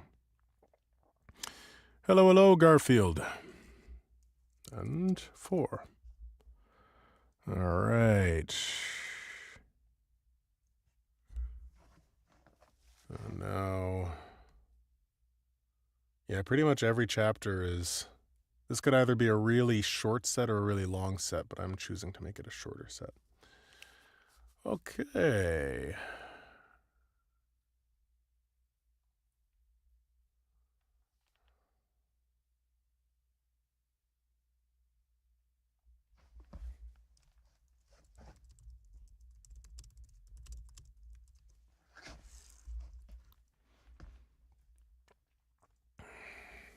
All right. Okay, so I got a break from Harold. Okay.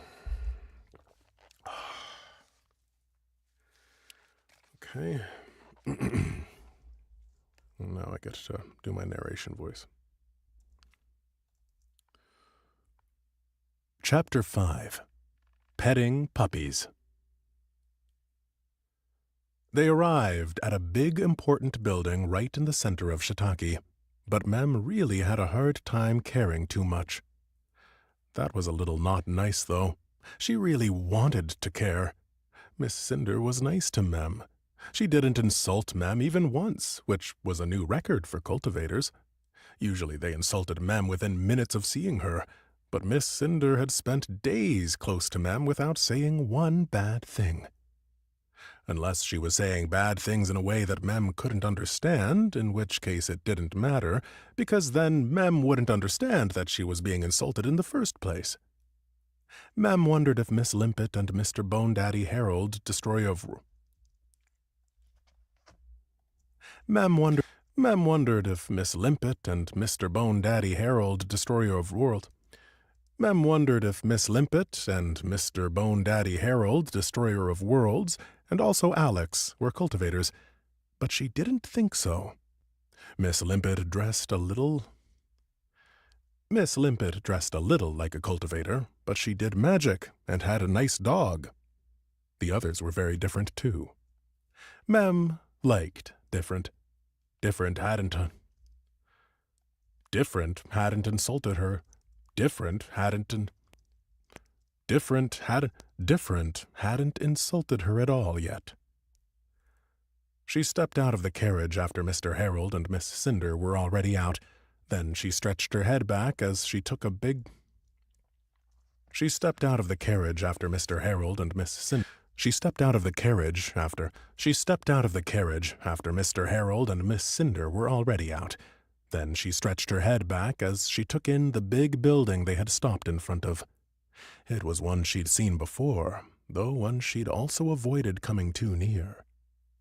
The Ashen Pavilion was a grand structure, towering above many of the other buildings in Chitchatting City. It was made of gray stone, with little carvings all over cultivators. It was made of gray stone, with little carvings all over It was made of gray stone, with little carvings all over of cultivators doing cultivation things. It was the administrative center.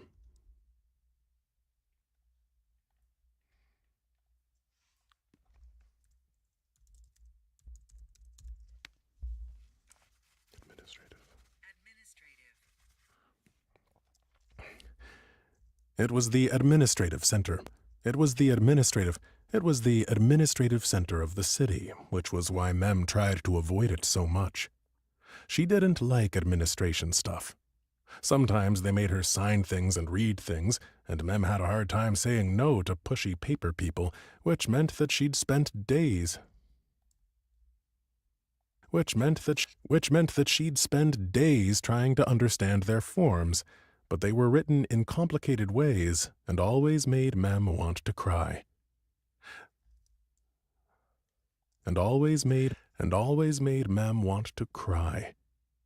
The administrators were outside now, all lined up in a neat row, silly hats on full display. They bowed as one. The administration. The administration. The administration. The administration. The administration welcomes Lady Cinder. The administration welcomes Lady Cinder. The administration welcomes Lady Cinder. The administration welcomes Lady Cinder. The administration welcomes Lady Cinder. The administration welcomes Lady Cinder. They chorused.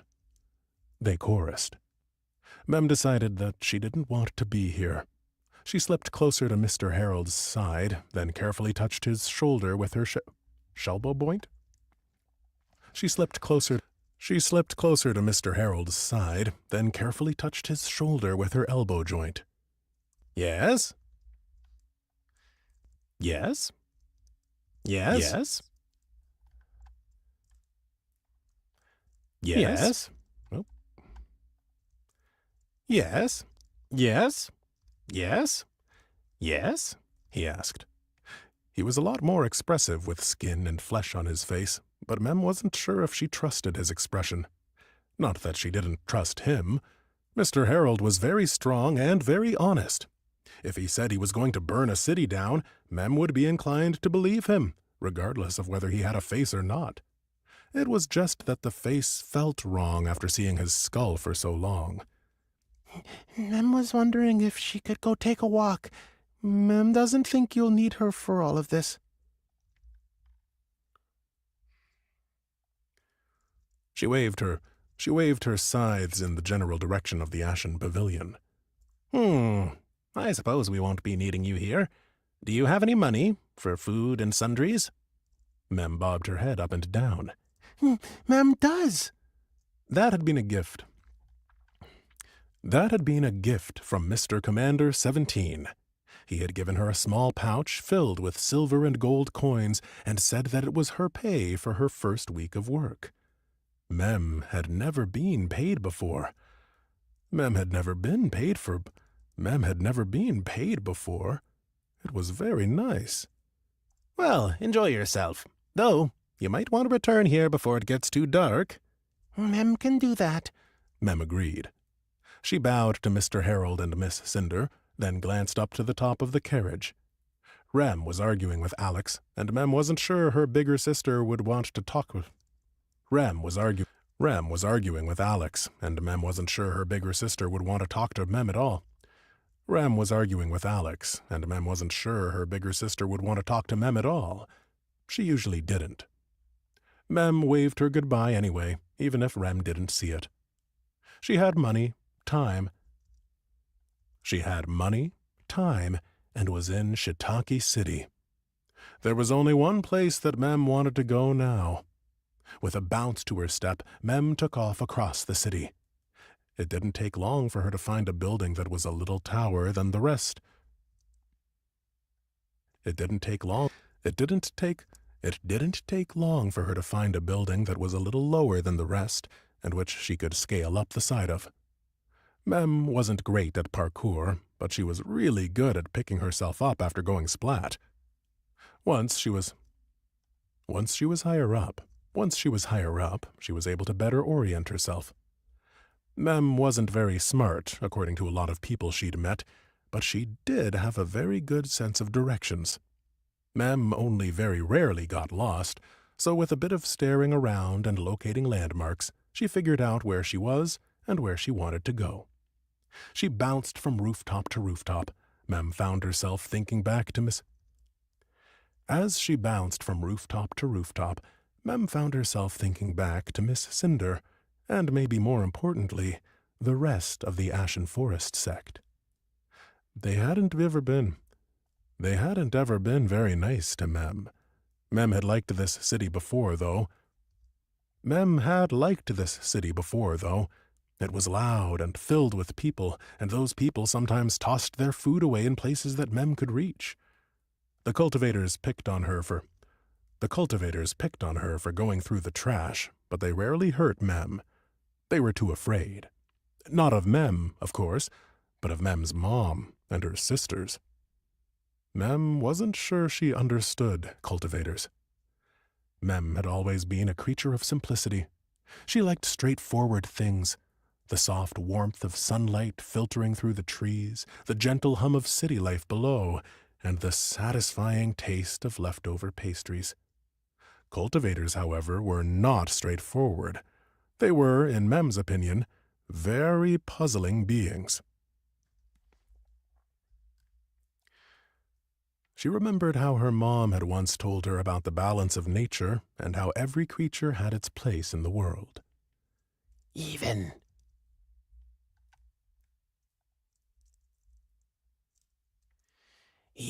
the tiniest ant. Even the tiniest ant has a purpose, she'd said. To be eaten by me. Yeah.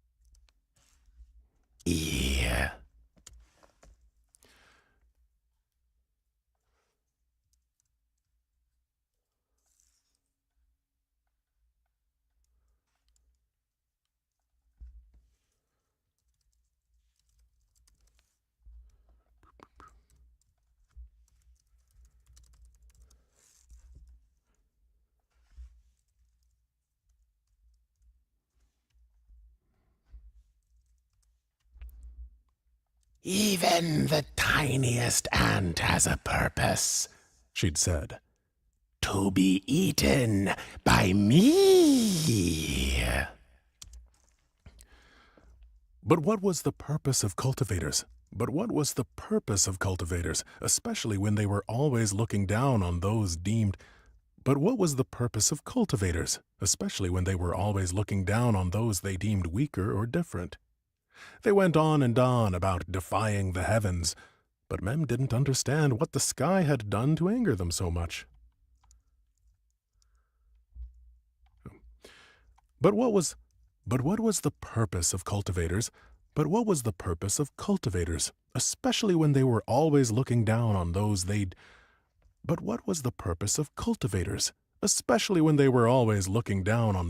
deemed weaker or different?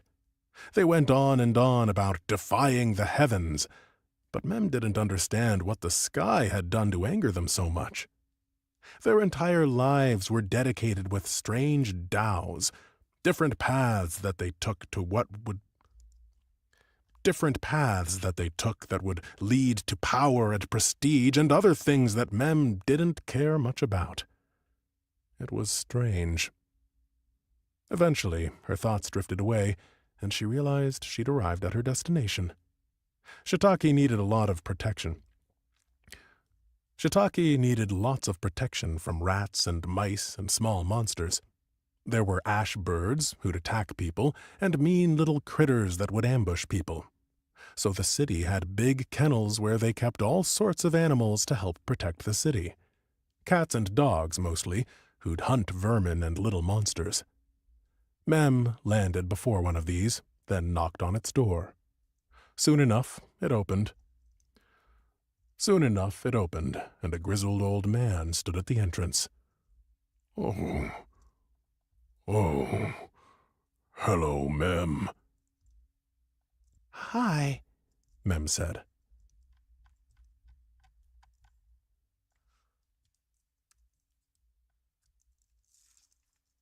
He said. Hello, Mem. hi. Mem said. Can Mem help? She has money this time. Wouldn't say no to some help. Nor to a bit of coin. Betty just had a litter of pups. Could use the extra coin to get her some proper meat.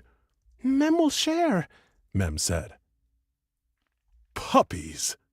Mem followed the old rat-catcher to the back where there was an open space with a sliver of sky above. There were lots of cubbies in the walls and some exits into the back roads.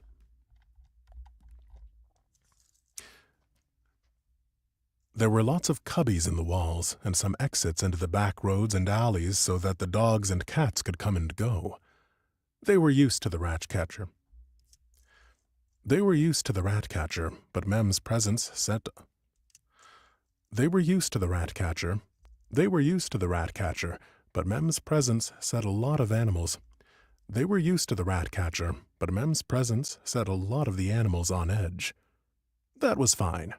Mem went to the middle of the space and settled herself down. She needed to focus, and she needed time for what she was about to do. This was something she'd seen Alex try to teach Rem. This was something she'd seen Alex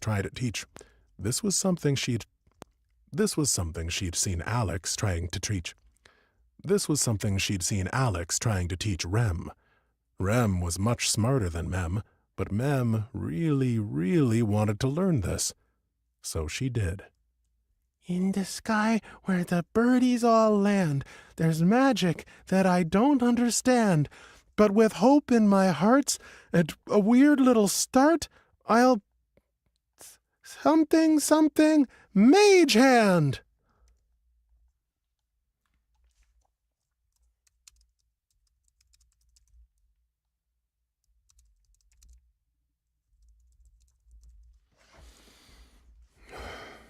All right.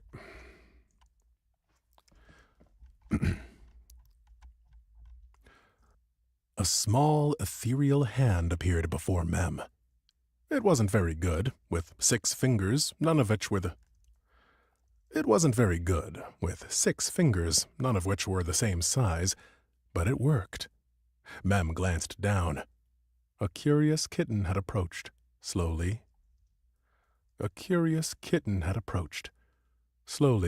Carefully, she lowered the magic hand. The kitten smacked it, then it let the hand rub it across its face. The kitten smacked it, then it let the hand rub across its little head. Mem didn't understand cultivators. And that kind of person. If it was up to her, the only Tao that would matter would be the Tao of petting small things.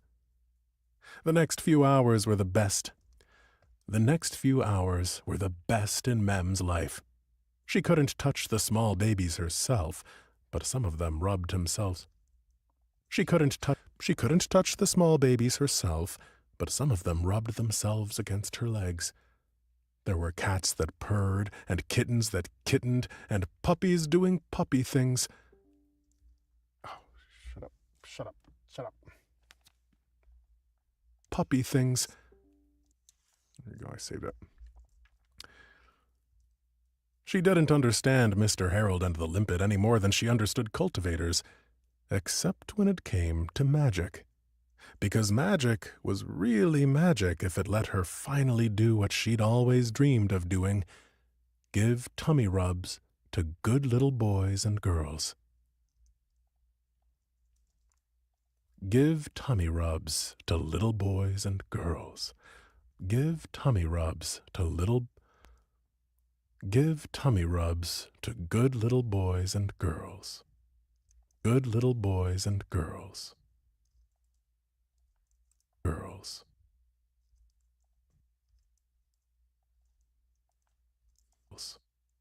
Boys and girls. Girls.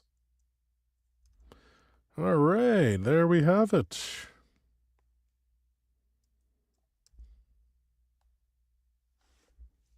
End of chapter 5. And then we're on to chapter 6 tomorrow.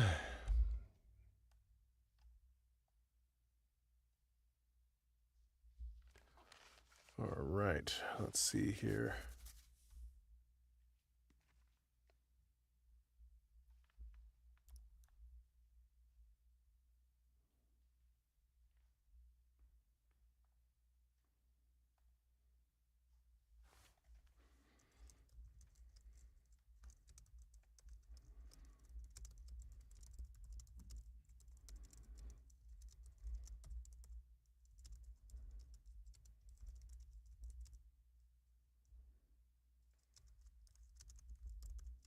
There we go. Okay, that is it for me today. This has been the Cold Reads of Dead Tired 3 Part 1.